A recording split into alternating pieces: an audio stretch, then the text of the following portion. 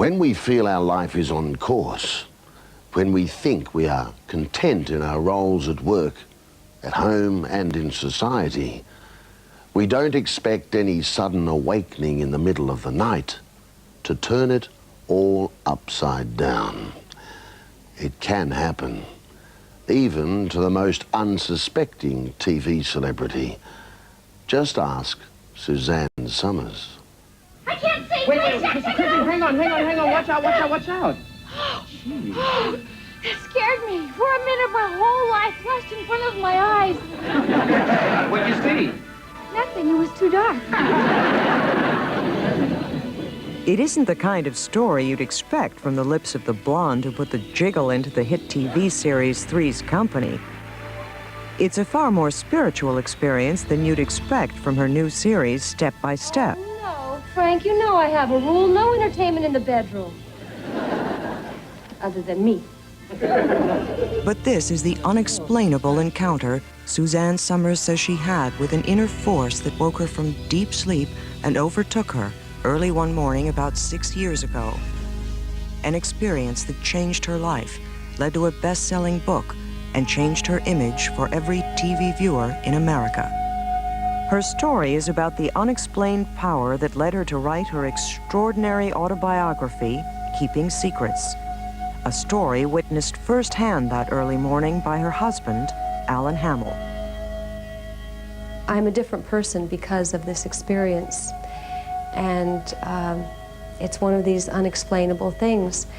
Alan and I, this was maybe 6 years ago, and Alan and I went to Santa Fe, New Mexico. And Santa Fe, New Mexico is the spot in the United States that is like the genesis of what our country is. It's where the Native Americans started their civilization. And they say the ground speaks and the ground is very spiritual, and I really went there because I collect Navajo rugs, and so I didn't go there for any kind of spiritual experience. I went there sort of as a shallow person, actually. And they have these Anasazi ruins. Anasazi is just a word for ancient Indians. I call them condos because they dug their caves on top of one another, and their paths, a series of paths, quite complex actually, just very much like our apartment buildings that are on top of one another. Of course, there are no dishwashers in theirs and wall-to-wall carpet. But anyway, we were the only ones walking around these ruins, and Alan went off someplace, and I found this particular cave that I was just struck by, and the morning sun was coming down on my head, and it was cold, and I just sat on this ledge, and I looked out at this vista that hadn't been touched for 2,000 years, and I sat there all morning. I don't know why. And that night, back in our hotel room, I woke up at 3 o'clock in the morning, and I picked up a pad of paper and a pen, and I started writing furiously. I don't do this. I've never done that before. And 5 hours later, when Alan woke up, he said, "What are you doing?" And I said, "I don't know." And I read it back to him, and I sobbed. I had started to write my life story as a child, which eventually became the book Keeping Secrets, which became the movie Keeping Secrets, which changed the course of my life, because up till then I was a comedian and an entertainer. I sang and danced in Las Vegas and Atlantic City. I still do. And I had written before. I'd written a book of poetry in 1973, but I'd never planned to write the story. I didn't really even consciously remember it.